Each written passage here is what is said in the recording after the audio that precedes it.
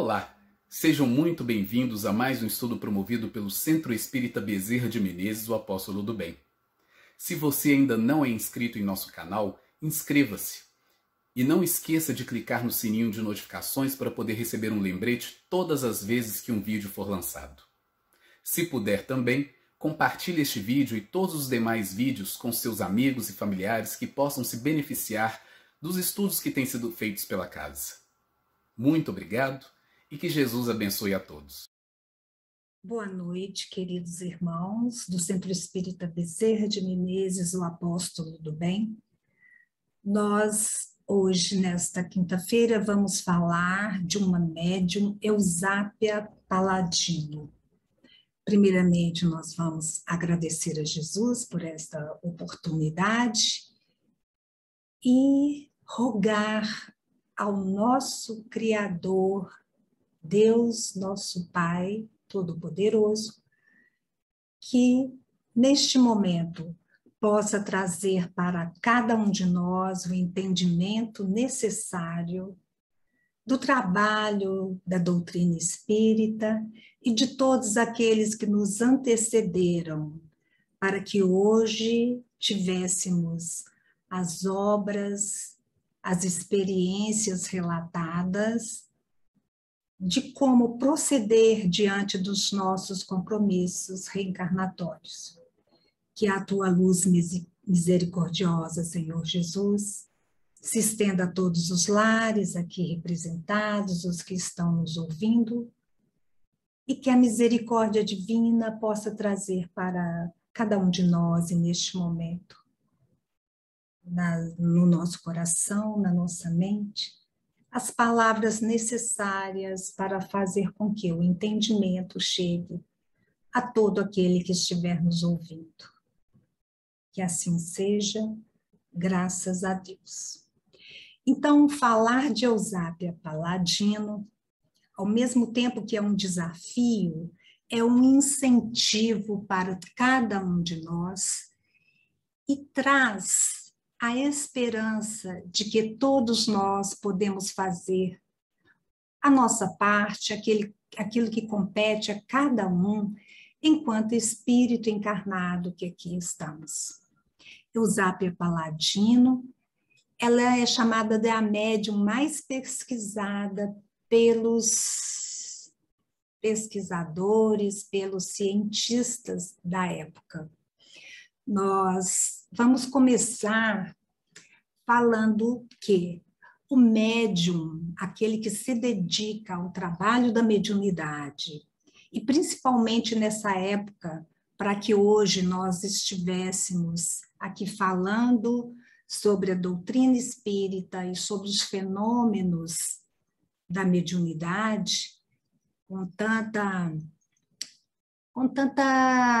crença, com tanta convicção, não crença, né? Mas com tanta fé de que essa é a doutrina que nos liberta, que são as informações que foram trabalhadas pelos trabalhadores, pelos fiéis trabalhadores do Cristo, como Santa Teresinha de Lisieux nos traz.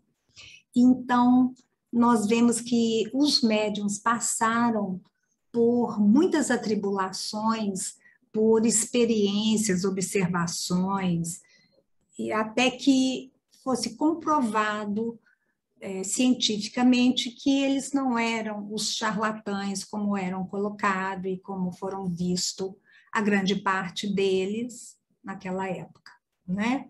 Então, eu vou aqui começar lendo uma carta que foi publicada no jornal Segunda Fanfulha della Domenica. É uma carta que foi publicada em Nápoles, na época de 1862, mais ou menos. E quem publicou era um pesquisador, Ercole Sciaia, que foi um dos responsáveis por apresentar a médium Eusápia Paladino ao meio científico, ao meio catedrático da época, que faziam as suas pesquisas se eles eram realmente médiums com Jesus. É claro que eles não entendiam dessa forma. Eles estavam ali observando para provar o contrário, né? Que eram pessoas que estavam usando de má fé. Mas veja bem, olha como que ele se relata, né? se informa, quero dizer, como ele fala da médium que ele estava observando e convidando um amigo para observar.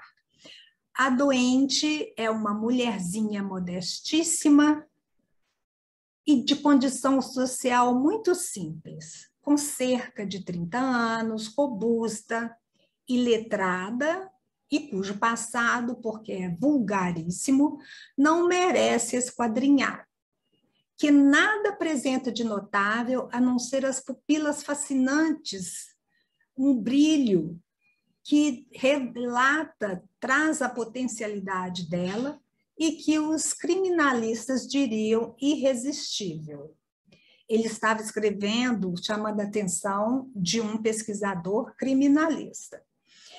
Em outro trecho da carta, ele diz assim: quando quiserdes, essa mulherzinha será capaz de, encerrada numa sala, divertir durante horas, por meio de surpreendentes fenômenos, todo um grupo de curiosos, ou mais ou menos céticos, ou mais ou menos acomodatícios.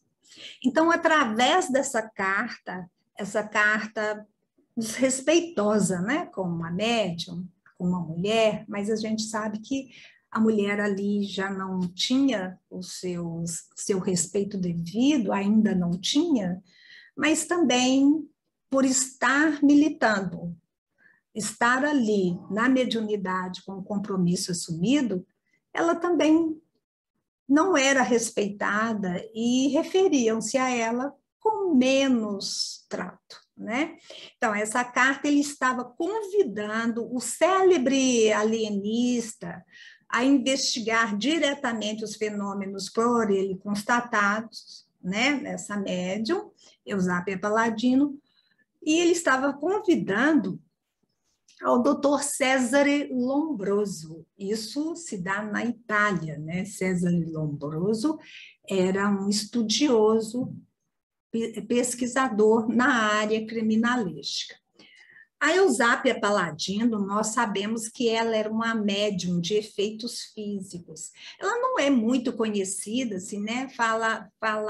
Não é muito conhecida, fala-se pouco da sua mediunidade, fala pouco de Eusápia, e é a história dela, além da simplicidade, a entrega à observação, aos estudos, e se colocar, né, à disposição de provar que aquilo não era charlatanismo, né, no meio científico, ela se submeteu a duras exposições.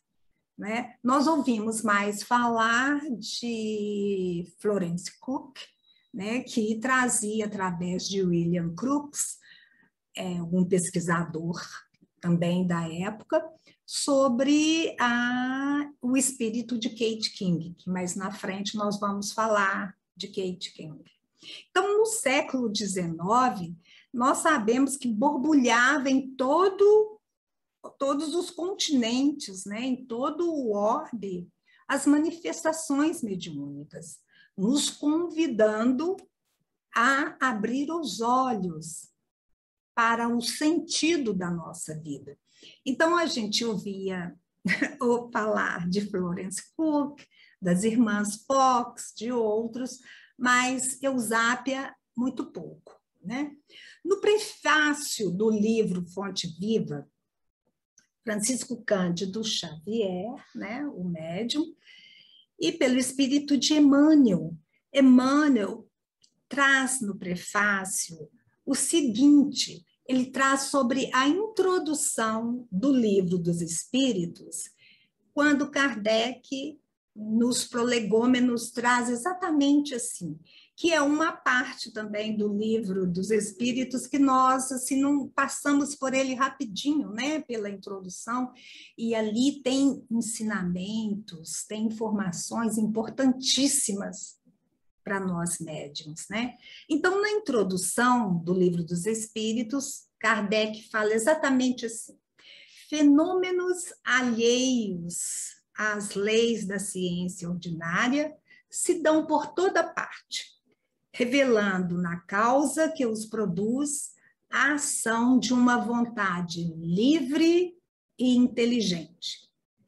A razão diz que um efeito inteligente há de ter como causa uma potência inteligente, e os fatos provaram que essa potência é capaz de entrar em comunicação com os homens por meio de sinais materiais. Então, Kardec está ali falando que é muito comum esse intercâmbio entre os dois mundos, o mundo do encarnado e do desencarnado, né? Interrogada acerca da sua natureza, essa potência declarou pertencer ao mundo dos seres espirituais, que se despojaram do envoltório corporal do homem. Assim é que foi revelada a doutrina dos espíritos. Graças a Deus, né?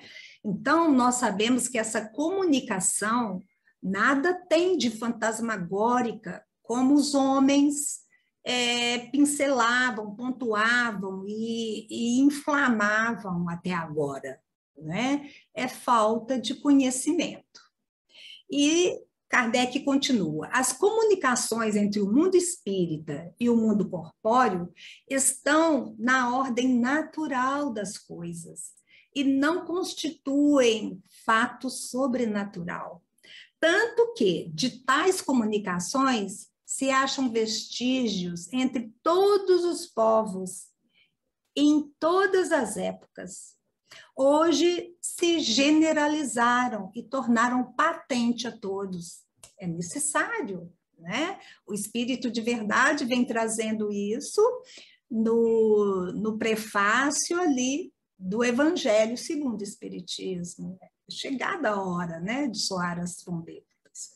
Os espíritos anunciam, continuando, né, Kardec nos prolegômenos, os espíritos anunciam que chegaram os tempos marcados pela providência para uma manifestação universal e que, sendo eles os ministros de Deus e os agentes de sua vontade, têm por missão instruir e esclarecer os homens, abrindo uma nova era, a era da regeneração da humanidade. Então, isso nós vamos encontrar Emmanuel comentando no prefácio do Fonte Viva, né? E isso nós vamos encontrar lá no Livro dos Espíritos, na introdução. Então, vamos falar de Eusápia Paladino. Eu tenho, assim, um carinho grande por essa médium, eu gosto muito dela.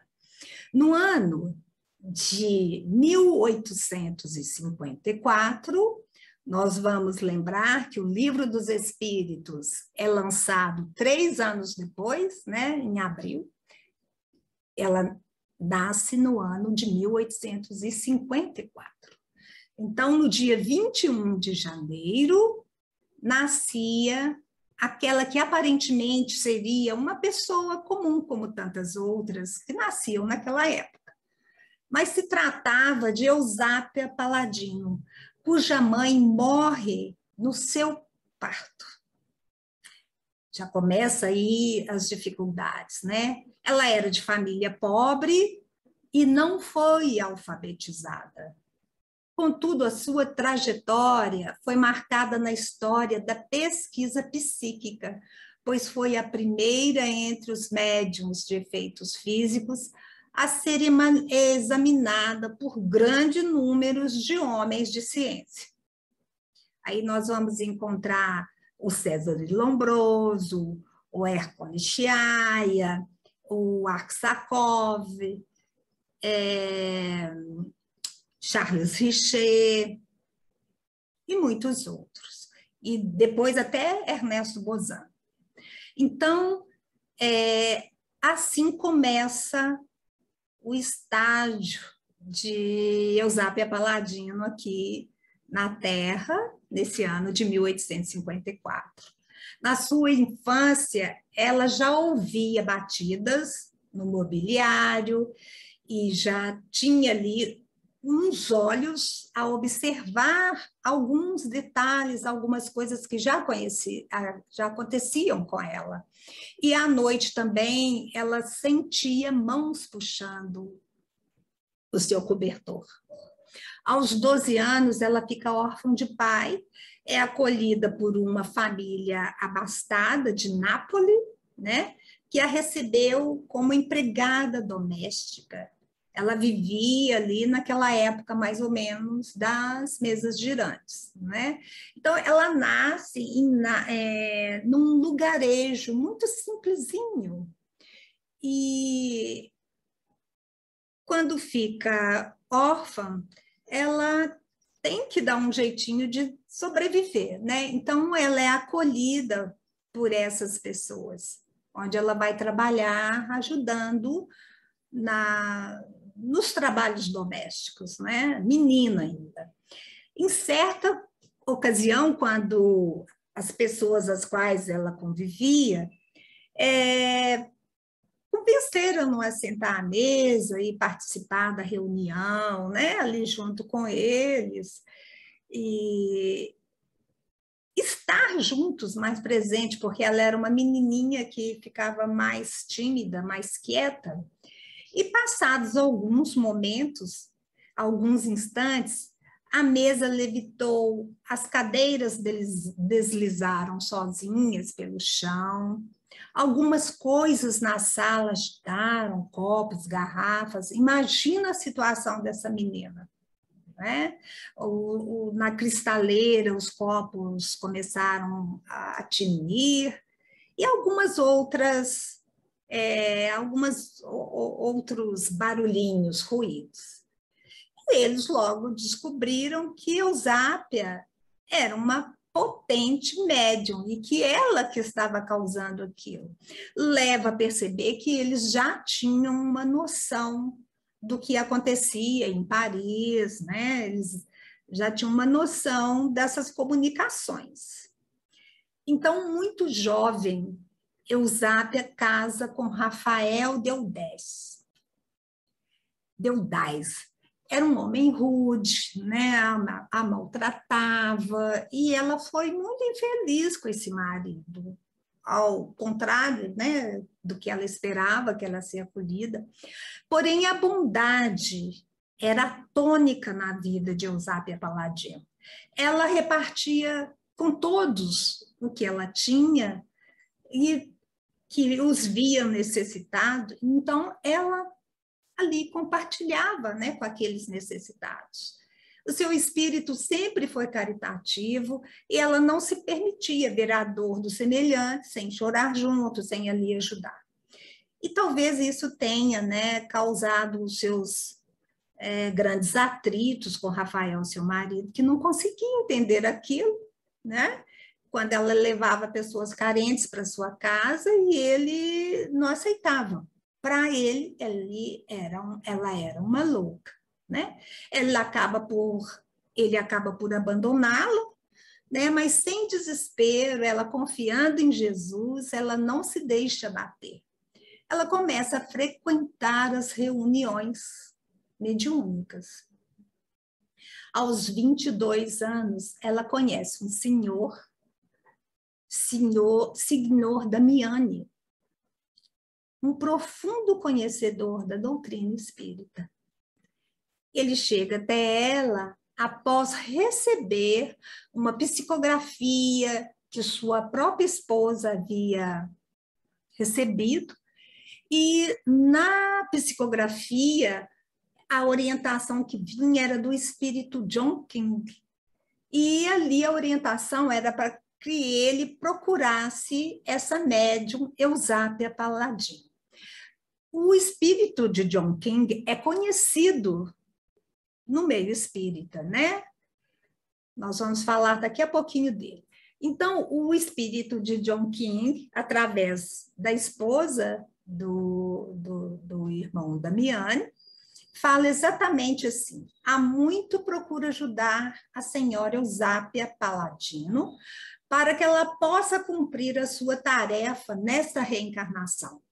Com a sua simplicidade e a aceitação da fé em Jesus, poderá auxiliar a humanidade a progredir no campo espiritual. Olha o papel do médium aí, aquele que nasce com a faculdade mediúnica, com a predisposição mediúnica, principalmente as manifestações ostensivas. Olha aí o comprometimento, né? E o quanto ele vai progredir ajudando o seu próximo, informando o seu próximo, né? E aí ele continua falando, ela deverá se colocar à disposição dos sábios desta época, para que o espiritismo venha a ser respeitado e torne-se a estrada em que todos caminharão para existências melhores. Quando entenderem a verdadeira fé cristã e a imortalidade da alma, então a nossa existência será melhor quando nós entendermos o que seja uma fé sincera, né? Uma fé raciocinada, cristã, e que nós entendamos que somos espíritos eternos e que não existe morte, a imortalidade da alma, um dos 15 itens lá da doutrina espírita, né? Então, estas foram as palavras do espírito John King para Eusápia. E Damiani vai à procura de Eusápia. Segundo o espírito Kate King, nós vamos lembrar que Florence Cook, a médium estudada por William Crookes, que estava ali também fazendo a sua parte na programação espiritual, das comprovações científicas, dos sábios ali informando, observando e trazendo ali a informação da veracidade daqueles fenômenos. Então, Florence Cook era uma dessas médiums. E o guia espiritual, a guia espiritual de Florence Cook, era Kate King. Lembra? Que era o pseudônimo adotado pelo espírito de Anne Owen Morgan. Então, Anne adota o pseudônimo de Kate King. E nós sabemos que, como nada passa batido por acaso, né? A Kate King dizia ter sido filha de Henry Owen King, desculpe, pessoal, é filha de Henry Owen Morgan, que é o espírito que adotou o pseudônimo de John King. E ele se manifestou não só com Eusápia, mas com vários outros médiuns. A primeira vez foi em 1850, através dos irmãos Davenport, e em seguida, vários outros médiuns tinha ali John King se manifestando. Depois nós podemos até fazer um estudo a respeito, porque é um espírito que traz uma história muito bacana e esclarece o que vem a ser mediunidade quando o espírito se posiciona em fazer a sua mudança interior, a sua reforma, vamos falar da reforma íntima, em querer fazer o bem, adotar ali a vontade da reforma, da transformação, de mudar o rumo da sua vida, de seguir Jesus, né? Então, deu para entender John King manda a mensagem convidando Damiani a buscar essa jovem, essa médium, Eusápia Paladino, a trabalhar com a mediunidade e aceitar que ela fosse observada e se submetesse a todas as experiências para comprovar que ali os fenômenos tinham veracidade e tinha ali um espírito inteligente trazendo aquelas comunicações. Ah, mas aquelas comunicações precisava mudar o móvel de lugar, objetos se movimentando. Se até hoje, com toda a sublimidade, com toda a delicadeza dos espíritos, a trazerem as mensagens do alto, nós ainda temos medo, nós ainda não acreditamos, nós ainda ficamos postergando as nossas atividades, as nossas mudanças, as nossas programações, os nossos compromissos. Então, nessa época, precisava de algo assim que sacudisse mesmo todo mundo, que chamasse atenção, né? E no livro de Ernesto Bozano, nós vamos falar dele também, porque foi um que estudou Eusápia Paladino, o livro Bozano 1, tem ele falando exatamente dessa comunicação e da importância desses estudos, como que foi reunido esses sábios, esses pesquisadores, esses cientistas, para que a mediunidade fosse mais esclarecida e chamasse a atenção do pessoal, né? Ernesto Bozano, ele era de Gênova e nasceu em 9 de janeiro de 1862 e vai desencarnar em 1943. Não tem muito tempo, não, né? Ele era professor na Universidade de Turim, era materialista, cético e positivista, né? E o fato de representantes científicos levarem a sério a possibilidade da transmissão do pensamento entre pessoas que vivem em continentes distantes e a aparição de fantasmas, como ele colocava, e as existências das chamadas Casa Mal Assombrada escandalizavam-no, né? Ele achava aquilo assim coisa de cinema, não. E mais tarde ele vai descrever, né, no seu livro, porque ele também cede quando ele começa a observar as manifestações, quando ele estuda também Eusápia Paladino, no livro você vai encontrar ele falando como que procedia essas observações. E tem um trechinho que é pequenininho, eu vou ler, e é exatamente assim. O quarto estava sempre cheio de gente, de modo que os assistentes cercavam os médiuns de todos os lados.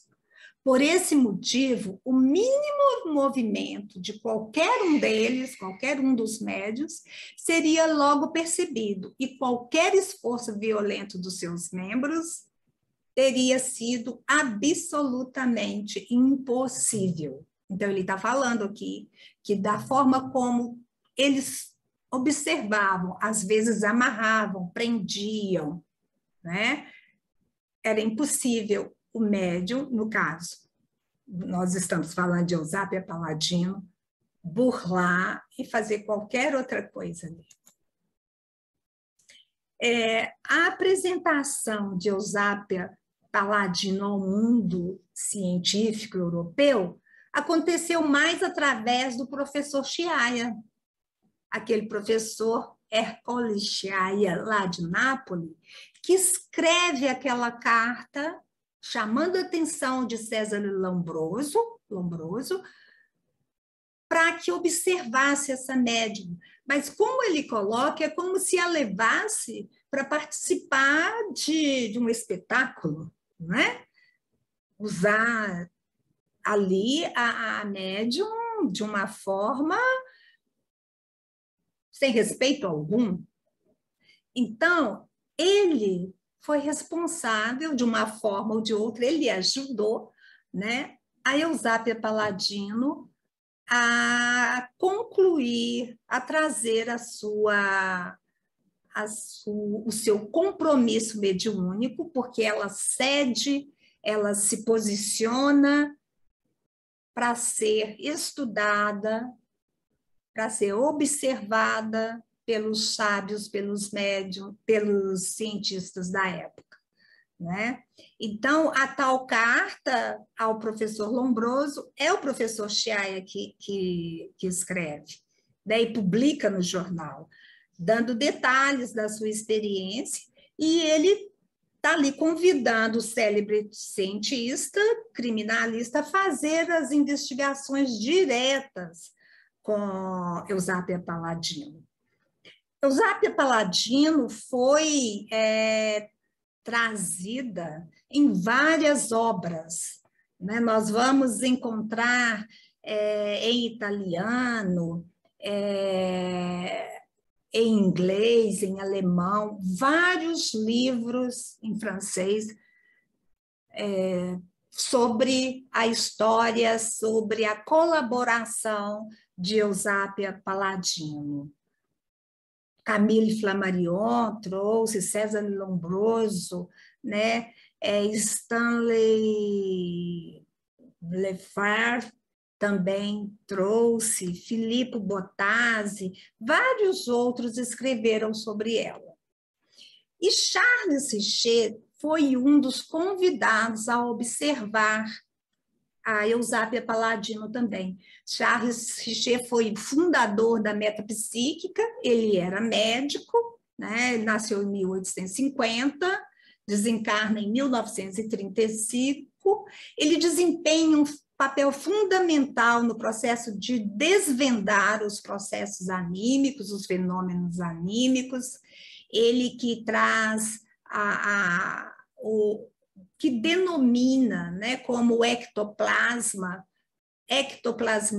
o fluido que o médium ali produzia para os fenômenos. Em 1905, ele é presidente da Sociedade de Investigações Psíquicas em Londres, né? E foi em Londres que eles fizeram essa proposta de dar o nome de metapsíquica a esse conjunto de conhecimentos. Ele foi companheiro de jornada de vultos expressivos na época, né? Gabriel Delany, Gustavo Gelley, Ernesto Bozano. Né? Com Ernesto Bozano, eles travam ali um duelo, porque Ernesto Bozano, na época, não aceitava essas manifestações no campo da ciência. E quando Charles Richer vem trazendo a sua obra, ele foca mais em metapsíquica e dirige, ele cita pouca coisa sobre fenômenos mediúnicos, ele não dá ali a sua comprovação, ele não dá, ele não abona o seu legado de trazer os fenômenos psíquicos, fenômenos mediúnicos, como aquele que foi escolhido no plano espiritual para ajudar o campo científico a fazer essas comprovações. Então, ele fica ali em cima do muro. Ele desencarna sem dar muita importância a esse compromisso que era do espírito dele, né? de ajudar, né? nessa turma maravilhosa aí de cientistas. Então, sob a tutela de Damiani, Eusápia inicia os seus estudos da doutrina espírita. E o espírito John King passa a ser o seu guia espiritual. A sua mediunidade marca um período luminoso na história das pesquisas psíquicas. Nenhum médium em todo o mundo foi mais duramente examinado do que essa mulher, né? Com a sua humildade, ela se submeteu a dos mais rigorosos exames para provar a legitimidade dos seus múltiplos dons mediúnicos. Eusápia, ela tinha a condição de fazer com que mesas levitassem, objetos se deslocassem de um lugar para o outro. Ela trazia no campo da música ilustres compositores, ela escrevia, então ela tinha ali várias aptidões, várias faculdades mediúnicas, né? As primeiras que ela manifestou foi a levitação de objetos. Posteriormente, ela começa a movimentação dos objetos, a levitação da própria mesa, né? E a dela própria, o seu corpo levitava, a aparição de luzes, materializações, né? Eram mãos que materializavam, começavam a escrever, execução de trechos musicais por vários instrumentos, não era só um instrumento, não. E ali, gente, sem o contato humano, né? Então, ela foi uma irmã nossa que dedicou muito para que hoje a gente tivesse todo esse trabalho a ser desvendado, não, a ser estudado por nós, né? Para que a gente dedique mais tempo ao nosso conhecimento e ao trabalho, né, que nos cabe enquanto médiuns, enquanto espíritas, enquanto trabalhadores, estudiosos da doutrina espírita. Em 1891, então, César Lombroso, né, aquele que havia sido convidado através das cartas por Chiaia, Hércules Chiaia, ele aceita no ano de 1891 a fazer a observação com Eusápia Paladino. Isso, gente, foi 3 anos depois da publicação das cartas, do convite de Chiaia. E o que acontece? Ele ali observa criteriosamente Eusápia Paladino e o que ele recebe? A carta da própria mãe, né? Então, ele depois, lá na frente, vai escrever assim: lamento haver combatido com tanta persistência a possibilidade dos fatos chamados espíritas.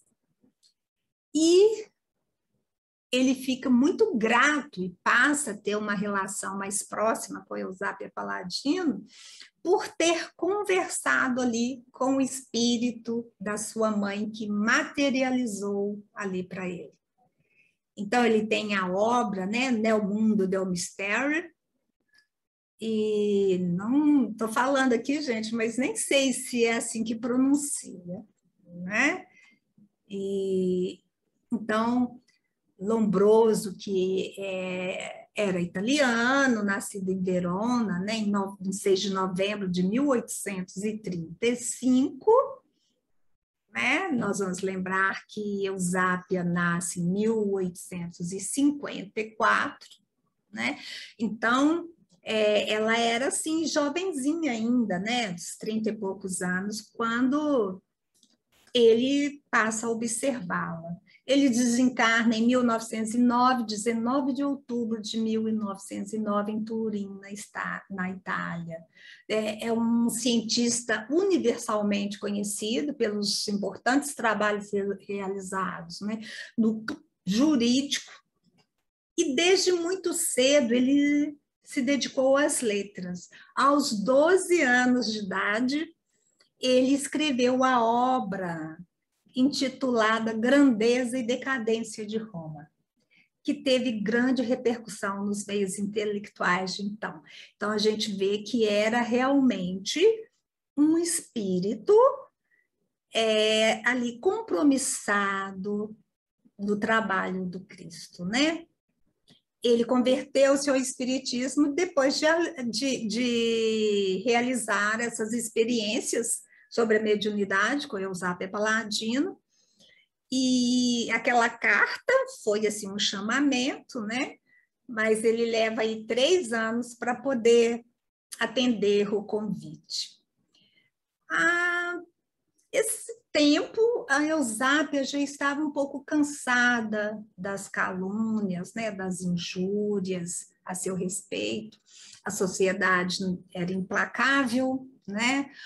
O lado que não quer que a verdade aconteça, não quer que os irmãos sejam instruídos, que ainda não aceita a universalidade entre os homens, que não respeita que todos nós podemos ter as mesmas condições para fazer com que o outro progrida e vice-versa, né? Que nós podemos caminhar juntos.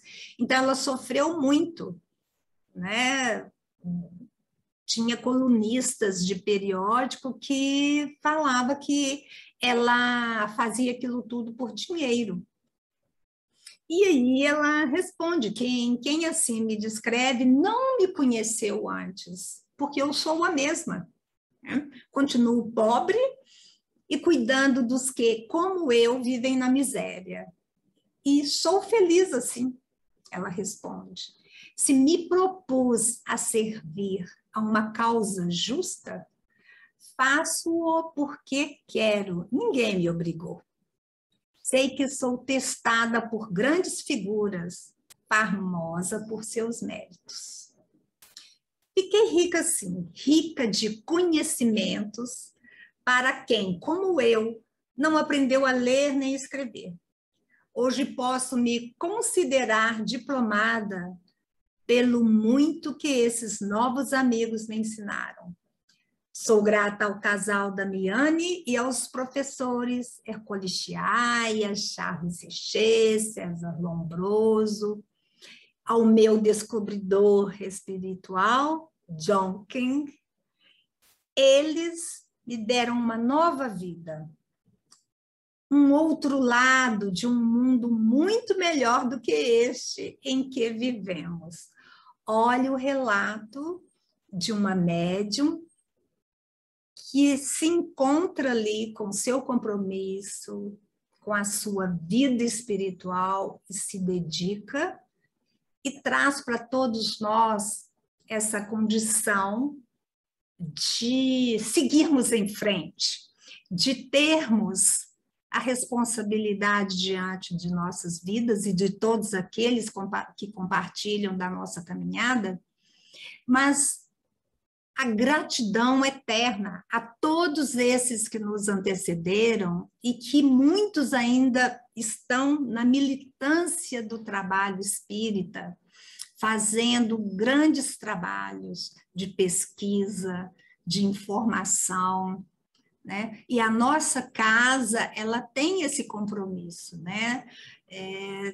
Nosso dirigente, o Aderlande Ferraz, ele traz um trabalho muito especial, em breve vai ser lançado, sobre uma pesquisa muito interessante sobre a vida em outros orbes, né? Sobre a coordenação de Santa Teresinha de Lisieux, e isso nos traz a grande responsabilidade enquanto espíritos encarnados que somos, de não perder tempo, né? De ter um exemplo de uma pessoa humilde, como vários outros médiuns, nós tivemos aí, temos pessoas que trabalham no silêncio, mas depois trazem a comunicação dando o recado de que estão bem e que para seguir Jesus é só amar. Então, é verdade, porque a Eusápia Paladino desencarnou em 1918, na pobreza, com a idade de 64 anos, a idade em que eu me encontro, né? E ela tinha um grande coração e fez da caridade o seu maior título de glória. E a nossa gratidão é por essa médium que se coloca à disposição para que tudo isso tivesse a comprovação, a veracidade, nos chamasse atenção de que a comunicação entre os dois mundos é fato comum. Assim como nós também temos médiuns, trabalhadores dedicados, que vêm nos trazendo grandes notícias e uma colaboração imensa no trabalho que está acontecendo nos planos mais altos, nos dando força e coragem para enfrentarmos os dias de hoje. Agradecemos a Jesus, nosso mestre e amigo de todas as horas, e pedimos que a luz que jorra do alto em favor de todos nós possam consolar esses irmãos que passam por grandes provações, não só com a Covid-19, mas também as provações dos fenômenos da natureza, as enchentes, os alagamentos, a destruição de seus lares físicos, mas não do lar espiritual. Paz para todos, que assim seja, graças a Deus.